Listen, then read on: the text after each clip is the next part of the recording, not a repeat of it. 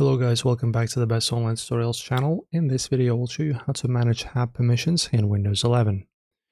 So there isn't any one setting for all the permissions.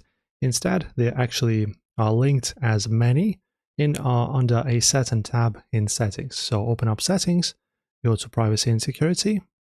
And then guys, as you can see right here, we have app permissions. Just like I said, it's not a button. It's, as you can see, a whole long list in here. So now just locate which permission you want to adjust. For example, let's say microphone. And then as you can see, you can now view which apps are used or want to use our microphone. So as you can see, I used Audacity. If I don't want it to use my microphone, I can just turn it off. DaVinci OBS now uses, of course, because I'm recording the video. So this is your microphone permissions. If you want to adjust location, go here. And then adjust here. So pretty much from this list, choose the location, the specific location that you want to edit, and then you can just go to its corresponding setting and then adjust it here. Very simple. Enjoy as always. Don't forget, as always, privacy and security, and here they are.